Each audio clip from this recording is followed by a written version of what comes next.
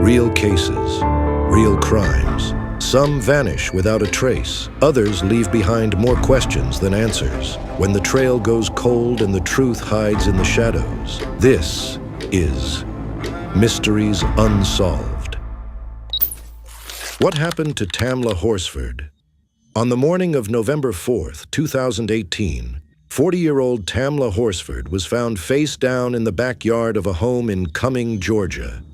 The night before, she had attended an adult slumber party with a group of women, most of whom she did not know well. What was intended to be a fun birthday celebration ended in tragedy, sparking nationwide outcry and leaving her family with more questions than answers. Tamla, a mother of 5, arrived at the party around 8 p.m.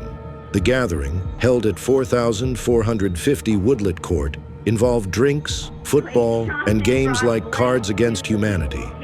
Witnesses described her as social, and surveillance footage reportedly showed her in good spirits. Throughout the evening, she drank tequila and socialized. Around midnight, guests began going to bed. At approximately 2 a.m., Tamla was last seen alive, reportedly stepping outside to smoke a cigarette on the back porch. Just hours later, around 7:30 a.m., the homeowner's aunt discovered Tamla's body lying face down beneath the porch. Jose Barrera, the homeowner's boyfriend, called 911 at 8:59 a.m. In the call, he noted that she wasn't breathing and had a small cut on her wrist. A female voice in the background speculated she might have been pushed. Law enforcement arrived shortly after and initiated an investigation. The Forsyth County Sheriff's Office initially ruled the death accidental, attributing it to a fall from the 14-foot-high balcony, citing acute ethanol intoxication and blunt force injuries. Tamla's blood alcohol level was .238, nearly 3 times the legal driving limit, and toxicology also revealed THC and alprazolam in her system.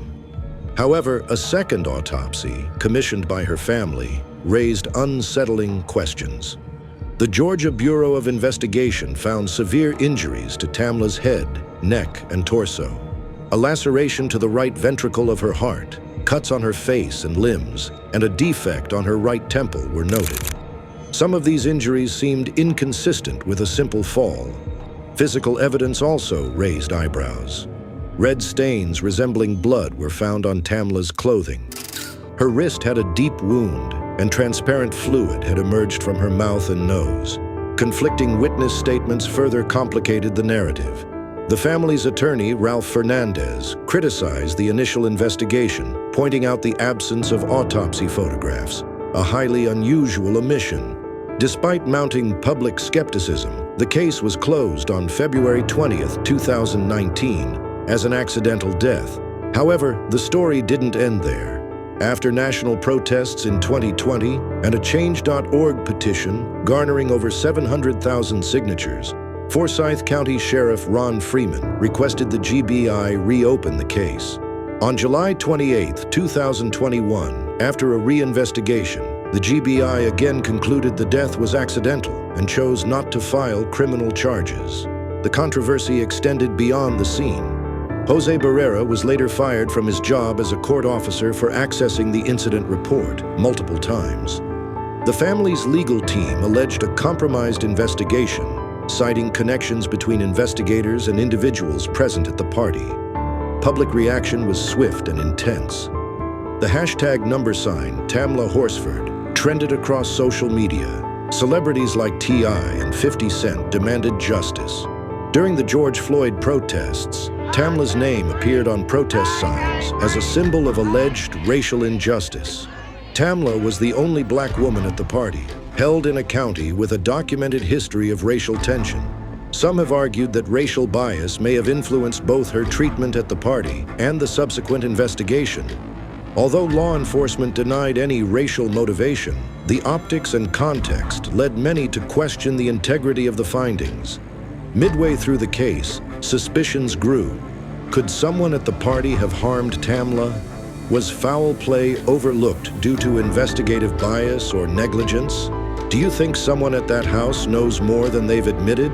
Let us know in the comments. In 2020, the Forsyth County Sheriff's Office made internal changes regarding evidence handling, spurred partly by the mishandling allegations in Tamla's case. While no lawsuit has led to criminal charges, the family continues to seek transparency and accountability. No charges have ever been filed, no suspects have been officially named, and the Horsford family still waits for the answers they deserve. Like, share, and subscribe for more cases. Thanks for watching another episode of Mysteries Unsolved.